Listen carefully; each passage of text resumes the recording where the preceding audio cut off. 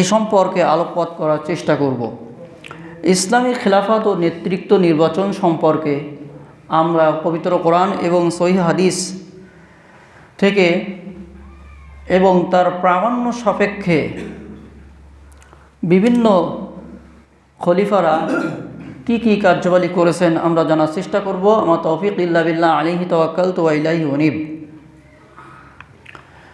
খিলাফত এটা আরবি শব্দ, তার অর্থ হচ্ছে প্রতিনিধিত্ব করা। পারিভাষিক অর্থে ইসলামী খেলাফত হলো আল্লাহর দাসত্বের অধীনে সকল মানুষের ন্যায্য অধিকার প্রতিষ্ঠা যে শাসন করা হয়, এই শাসন ব্যবস্থার নাম হচ্ছে খেলাফত পদ্ধতি।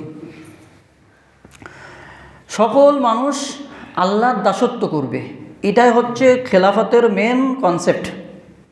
যা রাসূল সাল্লাল্লাহু আলাইহি ওয়াসাল্লাম ও খুলাফায়ে রাশিদিনের রেখে যাওয়া শাসন নীতির প্রতিনিধিত্ব করে।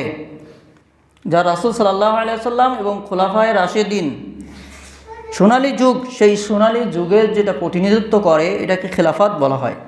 এর লক্ষ্য হলো সৃষ্টিকর্তা আল্লাহর বিধান অনুযায়ী সৃষ্টিকে পরিচালনা করা ও তার মাধ্যমে আল্লাহর সন্তুষ্টি অর্জন করা। সৃষ্টিকে পরিচালনা করবে খেলাফতের মাধ্যমে, সাথে সাথে আল্লাহর সন্তুষ্টি অর্জন করবে। আমাদেরকে এই পৃথিবীকে সৃষ্টি করা হয়েছে আল্লাহর ইবাদত করার জন্য।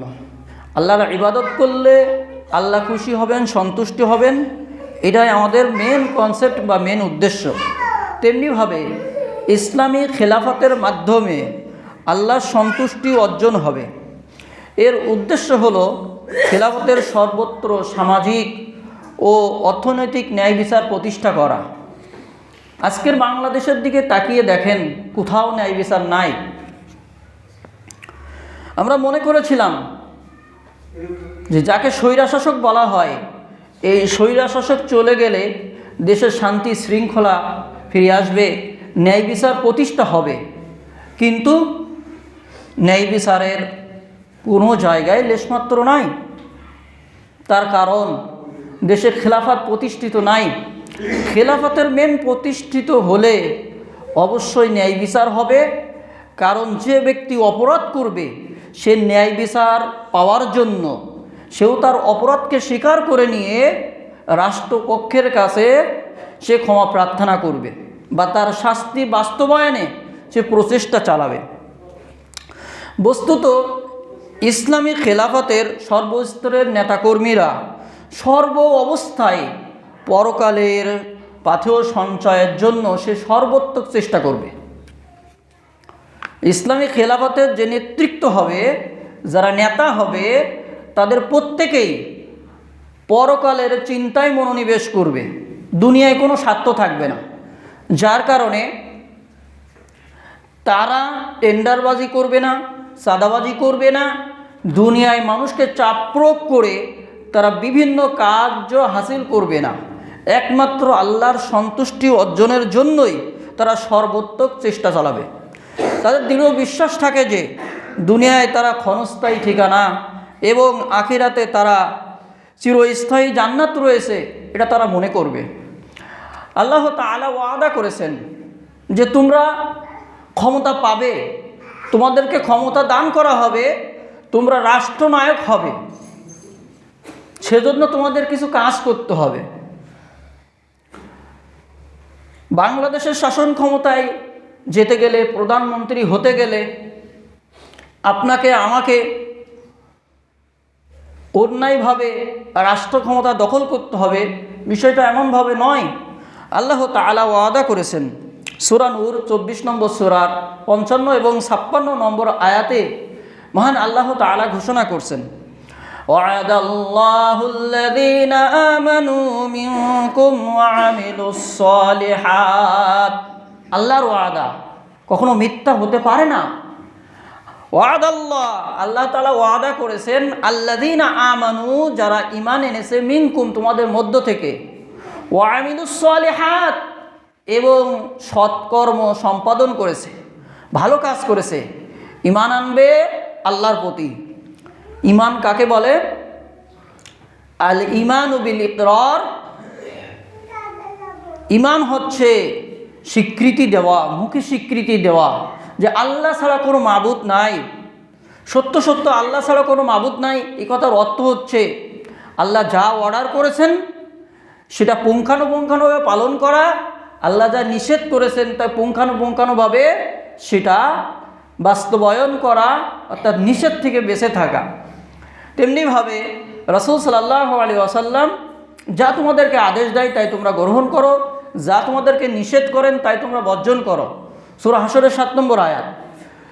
তো ঈমান আল্লাহর প্রতি বিশ্বাস স্থাপন করবে, পরকালের প্রতি বিশ্বাস স্থাপন করবে, যে সমস্ত কিতাব রয়েছে সেই কিতাবের উপরে বিশ্বাস স্থাপন করবে।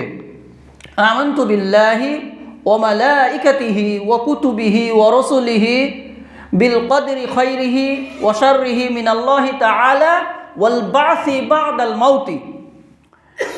খুব ভালো করে খেয়াল করুন, ঈমান হচ্ছে আল্লাহর প্রতি বিশ্বাস স্থাপন করা, তার মালাইকা তার ফেরেশতাদের উপরে বিশ্বাস স্থাপন করা, যে ফেরেশতা অসংখ্য ফেরেশতা রয়েছে, তার ভিতরে ফেরেশতাদের সর্দার জিবরিল আলাইহিস সালাতু ওয়াস সালাম।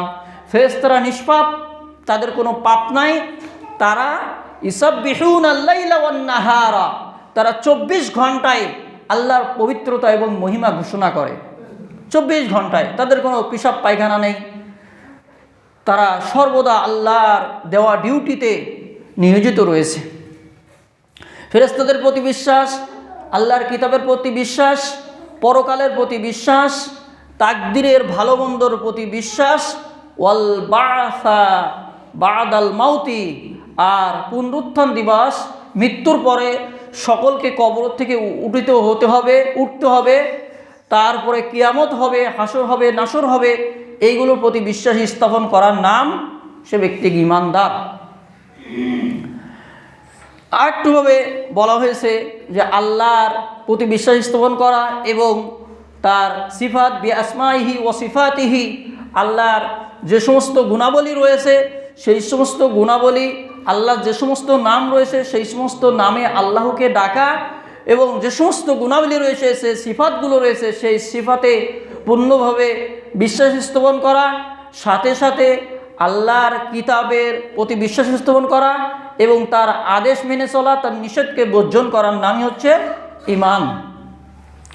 ওয়াদাল্লাহুল্লাযীনা আমানু, আল্লাহ তাআলা ওয়াদা করেছেন যারা তোমাদের মধ্যে ঈমান এনেছে, ওয়া আমিলুস সালিহাত, আর যারা সৎকর্ম করেছেন তাদেরকেই আল্লাহ তাআলা লা ইস্তাখলিফান্নাহুম ফিল আরজি, আল্লাহ তাদেরকে পৃথিবীতে শাসন ক্ষমতা দান করবেন, তাদেরকে রাষ্ট্রনায়ক করবেন, তাদেরকে প্রধানমন্ত্রী করবেন, তাদেরকে রাষ্ট্রপতি করবেন, তাদেরকে বিভিন্ন ক্ষমতায় আল্লাহ তাআলা দান করবেন।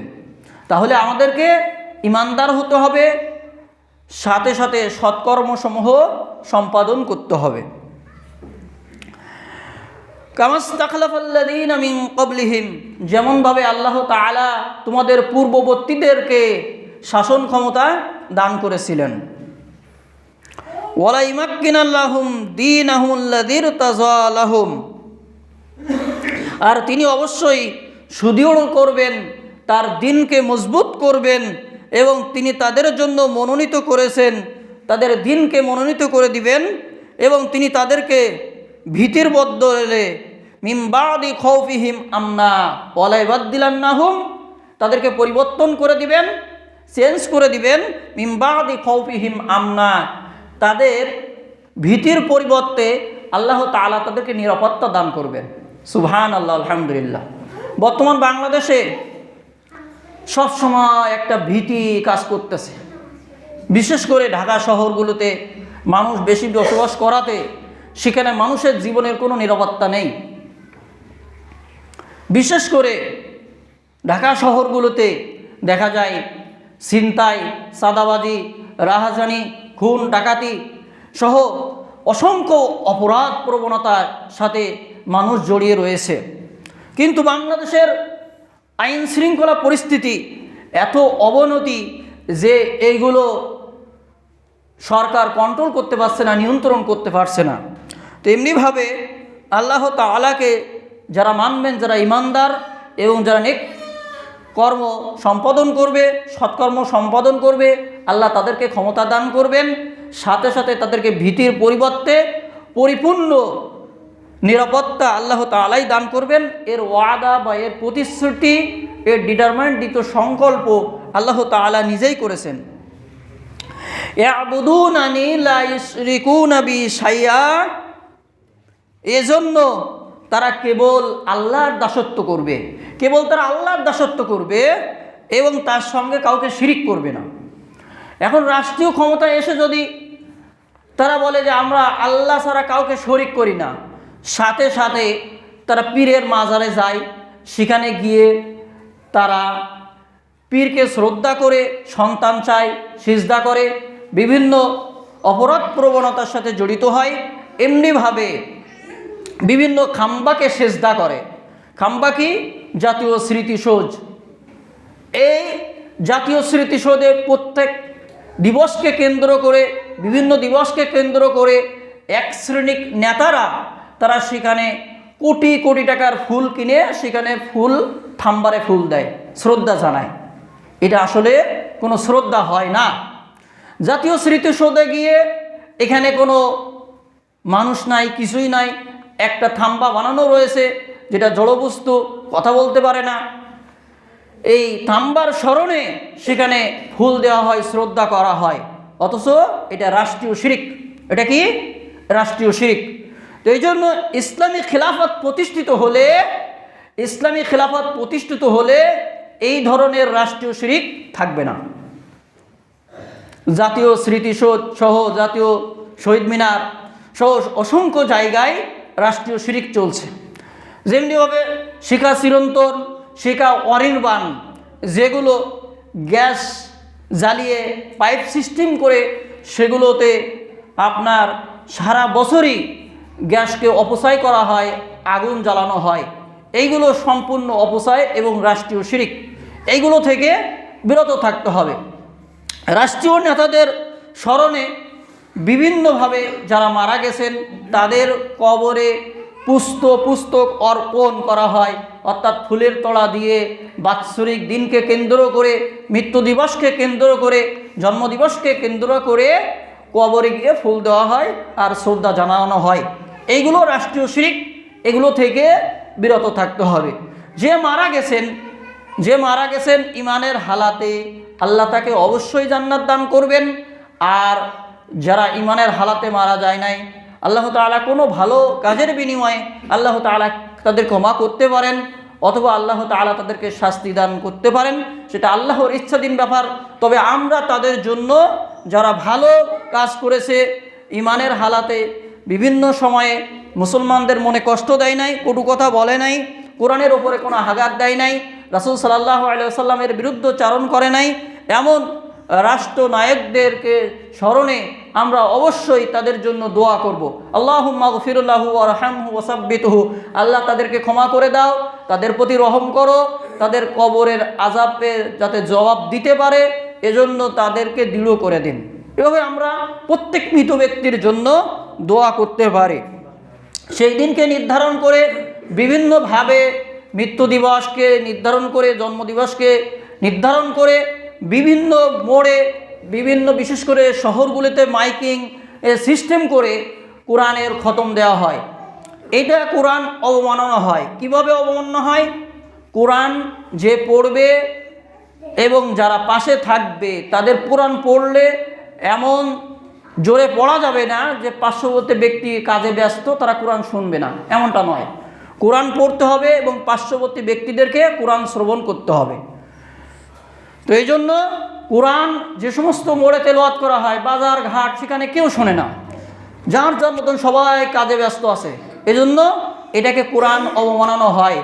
কোরআন পড়তে হবে, শুনতে হবে, তার অর্থ বোঝার জন্য চেষ্টা করতে হবে। এটা রাষ্ট্রীয়ভাবে এই জিনিসগুলো তারা বোঝে না। সুতরাং ইসলামী খিলাফত প্রতিষ্ঠিত হলে এইগুলো দুর্বৃত্ত এমনিকালি হয়ে যাবে, কিন্তু গণতান্ত্রিক পদ্ধতিতে এইগুলো মানুষকে বোঝানো সম্ভব নয়। এবং গণতন্ত্রের বর্তমান জামানায় যে সমস্ত গণতন্ত্র পদ্ধতিতে দেশ পরিচালনা হয়, এটা হলো আমেরিকার গণতন্ত্র পদ্ধতি।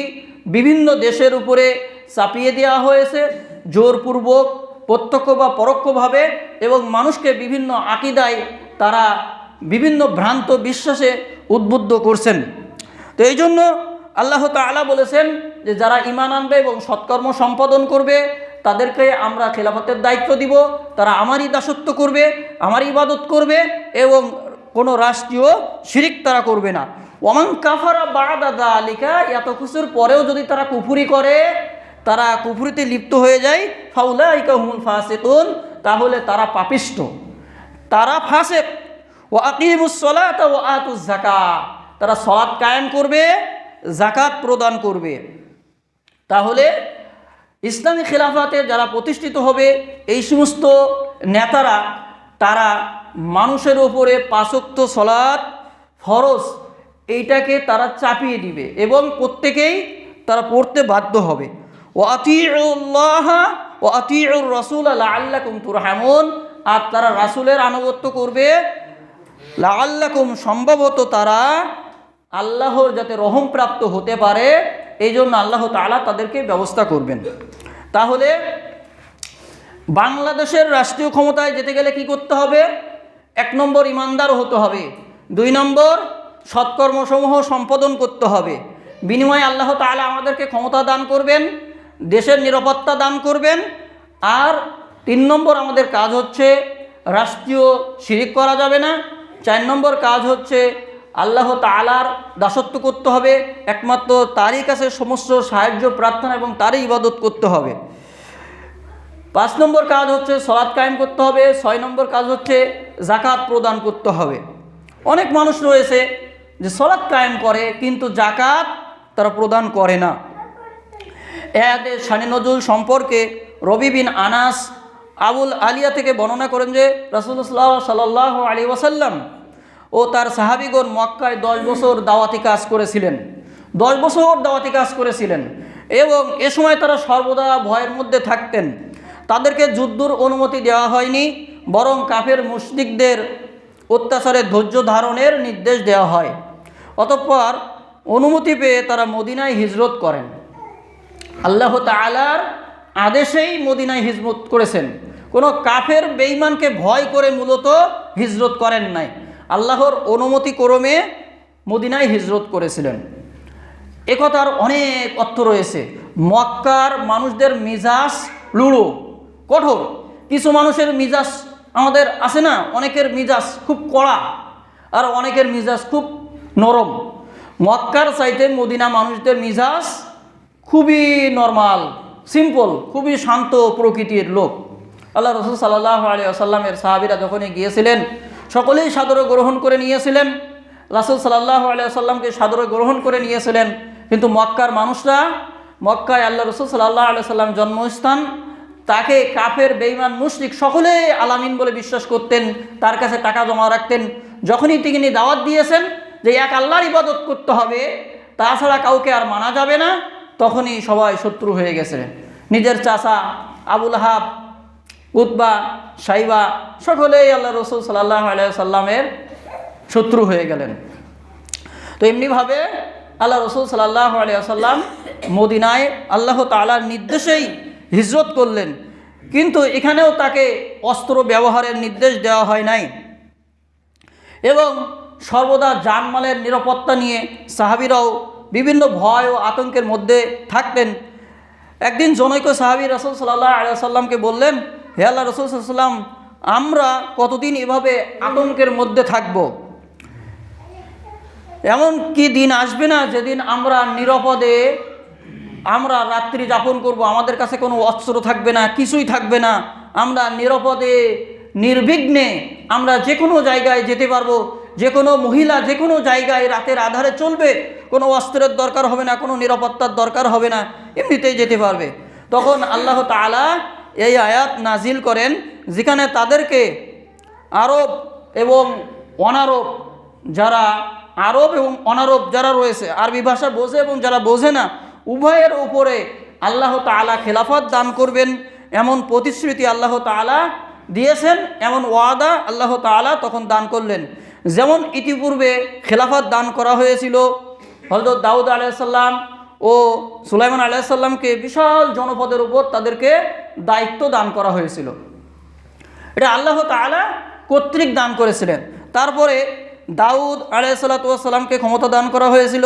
এভাবে সর্বত্র আল্লাহ তাআলা ভীতির পরিবর্তে নিরাপত্তা দান করলেন এবং অস্থিতিশীলের পরিবর্তিতে স্থিতিশীল ও শান্তি প্রতিষ্ঠিত করেছিলেন। পরবর্তীতে মুসলমানগণ পৃথিবীর চালকে আসীন হয়েছিলেন আল্লাহ তাআলার রহমতে। তাফসির ইবনে কাসির। তো এমনিভাবে আল্লাহ তাআলা যাকে চান তাকেই ক্ষমতা দান করেন এই কাজগুলো করার বিনিময়ে। অনেকে মনে করবেন যে রাষ্ট্রীয় ক্ষমতা এটা দখল করলেই সে শাসনভার পেয়ে যাবে, কিন্তু এটা দখলদারিত্বর বিষয় নয়। দখলদারিত্বর বিষয় নয়। মূসা আলাইহিসসালাম যখন নীল নদ পাড়ি দিয়ে ওপারে চলে গেলেন, ফিরাউন তিনি ডুবে গেলেন। ফিরাউন নীল নদে ডুবে গেলেন। ডুবে যাওয়ার পরেও মূসা আলাইহিসসালাম আবার মিশরে ফিরে আসেন নাই ক্ষমতা পাওয়ার জন্য। অতএব ক্ষমতা নিজে গিয়ে দখল করা যাবে না। আবার আপনাকে আমাকে ক্ষমতা আল্লাহ তাআলা দান করবেন এবং ক্ষমতা চেয়ে নেওয়া যাবে না। ভোটে দাঁড়ানো যাবে না যে আমাকেই ভোট দাও, এভাবে দাঁড়ানো যাবে না। তাহলে কিভাবে হবে সেটা পরবর্তীতে আসতেছে। তো এই জন্য ক্ষমতা চেয়ে নেওয়া যাবে না যে আমাকেই ভোট দাও, আমি এমন কাজগুলো করব। এই কাজগুলোর প্রতিশ্রুতি দেওয়ার মাধ্যমে যে জনগণ ভোট দেয়, এইভাবে ক্ষমতা চেয়ে নেওয়া যাবে না। ইসলামী খেলাফতের একটা নির্দিষ্ট সুনির্দিষ্ট পদ্ধতি রয়েছে, এই পদ্ধতি অবলম্বন করে চলতে হবে। এই আয়াত দ্বারা আল্লাহ তাআলা পৃথিবীর শাসন ক্ষমতা আমাদেরকে দান করবেন, ইসলামকে আল্লাহ তাআলা বিজয়ী হিসাবে দান করবেন।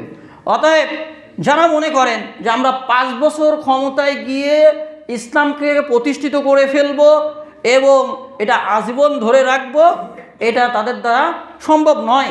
কারণ আল্লাহ তাআলা যাদেরকেই ইসলামী খেলাফতের জন্য নিযুক্ত করবেন তারাই ইসলামী খলিফত পাবে এবং আল্লাহ তাআলা আরও গ্যারান্টি দিচ্ছেন যে মানুষের জীবনের নিরাপত্তা পাবেন যদি ইসলামী খেলাফত প্রতিষ্ঠিত হয়। আল্লাহর এই ওয়াদা খেলাফায়ে রাশেদিনের যুগে দেখা গিয়েছিল। বিশেষ করে আল্লাহ রাসূল সাল্লাল্লাহু আলাইহি ওয়াসাল্লাম মারা যাওয়ার পর 30 বছর বা 40 বছর খেলাফতের পূর্ণতা লাভ করেছিলেন। এ সময়ে আল্লাহ রাসূল সাল্লাল্লাহু আলাইহি ওয়াসাল্লামের জামানায় মক্কা, বাহরাইন, হাজরামাউত, ইয়ামান, সিরিয়া এবং সমগ্র আরব উপত্যকা যাকে বলা হয় জাজিরাতুল আরব, এই আরবে উপত্যকার সমস্ত অঞ্চল বিজয় হয়েছিল। এমনকি হিজরের অগ্নি উপাসক ও দক্ষিণ সিরিয়ার মুতাসহ কতিপয় খ্রিস্টান এলাকা থেকে তিনি জিজিয়া কর আদায় করেছিলেন।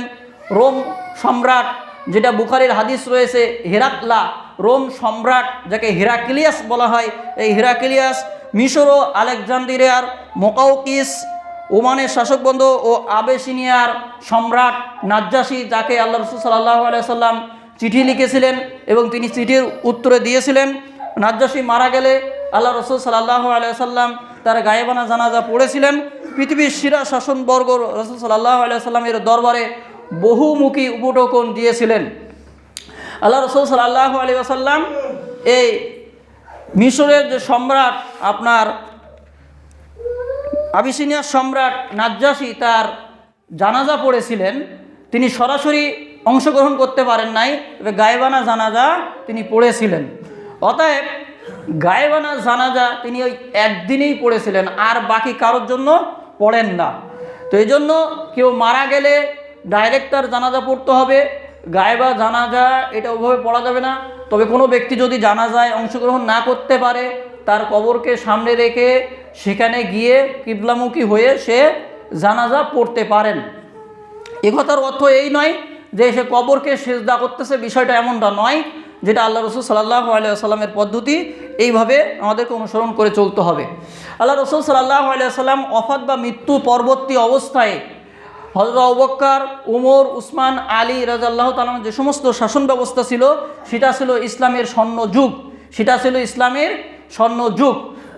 যদিও বা কতিপয় কিছু শিয়া, মুতাজিলা, রাফিজি, খারেজি বিভিন্ন মত এবং মতাদর্শের কারণে বিভিন্ন মানুষ বিভিন্ন মতবিভাগে লিপ্ত হয়েছিল, তবেও খলিফা হযরত আবু বকর রাদিয়াল্লাহু তাআলা আনহুর শাসন ক্ষমতায় 2 বছর 11 থেকে 13তম হিজরি পর্যন্ত তার শাসন ব্যবস্থা খুবই ভালো ছিল।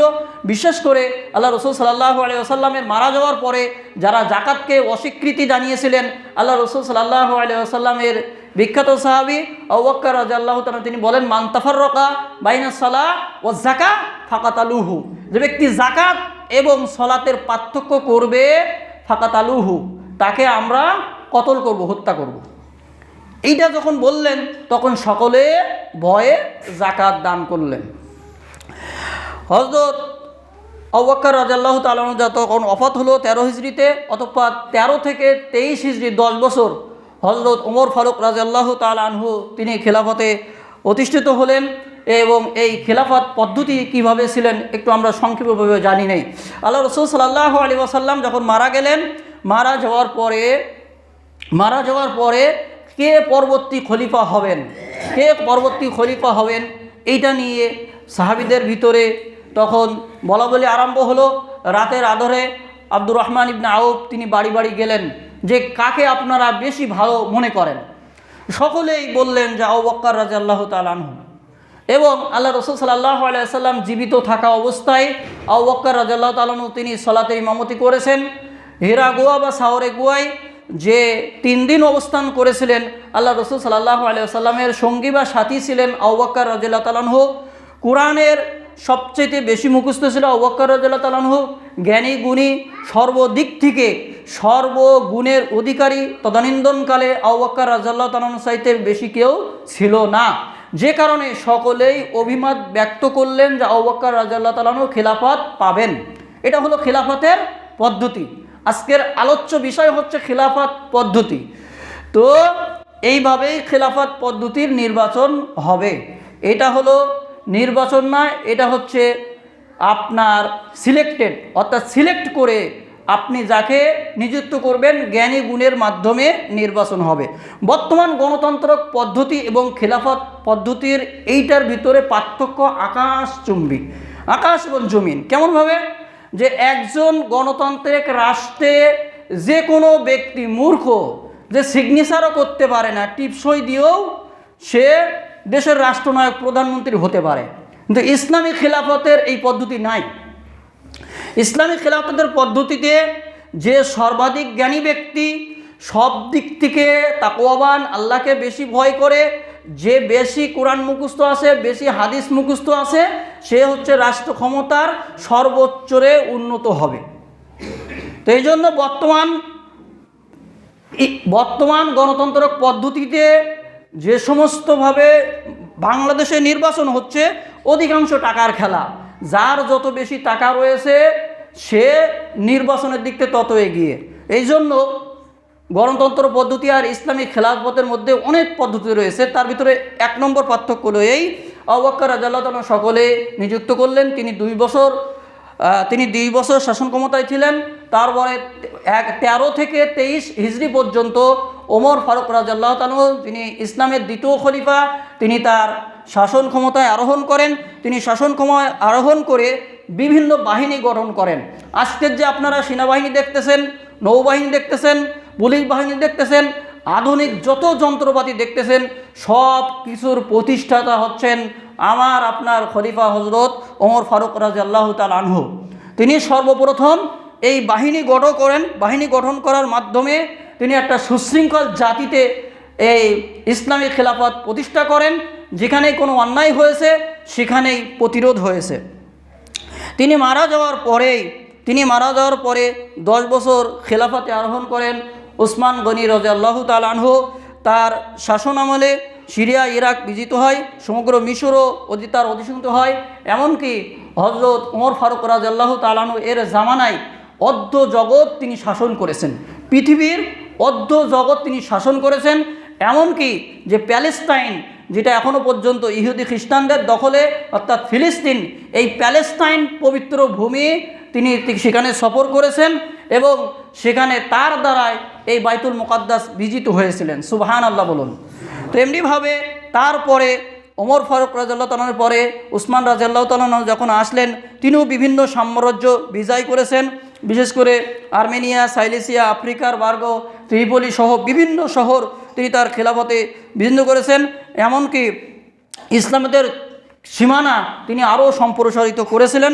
যদিও বা তার জামানায় বিভিন্ন ফিতনা হয়েছিলেন, ফিতনা হওয়ার কারণে যার কারণে তিনি যখন কোরআন পড়তেছিলেন, হাফেজে কোরআন ছিলেন, কোরআন পড়তেছিলেন, তার চাল টোপকে এক শ্রেণীর বিদ্রোহী, বিশেষ করে বিদ্রোহী তারা সেখানে গিয়ে তাকে কোরআন পড়া অবস্থায় তারা হযরত উসমান রাদিয়াল্লাহু তাআলা আনহুকে শাহাদাত বরণ করেন, নাউজুবিল্লাহ। এটা ছিল একটা ফিতনা। তেমনিভাবে তার শাসনভার তিনি মারা গেলে হযরত আলী রাদিয়াল্লাহু তাআলা আনহু পান। একই পদ্ধতিতে তিনিও 4 বছর শাসন ক্ষমতায় ছিলেন, তার যুগটাও স্বর্ণযুগ ছিল। এভাবে খলিফাত প্রতিষ্ঠিত হয়েছিলেন। সর্বশেষ 1924 সালে, তারপরে তার আগে বিভিন্নভাবে 4 খলিফা যখন তারা সবাই মারা যান, তারপরে উমাইয়া খলিফা, আব্বাসীয় খলিফা, উসমানীয় শাসন যুগ ছিল স্বর্ণযুগ। যেমনভাবে উসমানীয় সাম্রাজ্য ছিল আপনার একটা বিশাল স্বর্ণযুগ, তারপরে তার আগে ছিল আপনার আব্বাসীয় খলিফা, তার আগে ছিল আপনার উমাইয়া শাসক। সেগুলো প্রত্যেকটা যুগই ছিল একটা স্বর্ণযুগ। সর্বশেষ 1924 সালের তুরস্কের শেষ খলিফা সুলতান আব্দুল মালেকের পতনের ফলে এই খেলাফত পদ্ধতিটি বা আপনার উসমানীয় খেলাফত এর বিলুপ্ত হয়।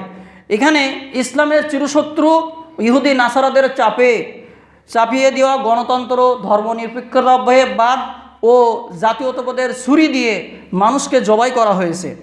এমনিভাবে আমাদের মুসলিম দেশকে ভেঙ্গে টুকরো টুকরো করার জন্য একবারে সুপরিকল্পিতভাবে 100 বছরব্যাপী ইংলিশদের নীল নকশা এবং আমেরিকার গণতন্ত্র চাপিয়ে দেওয়ার মাধ্যমে মানুষকে টুকরো টুকরো করে খান খান করা হয়েছে।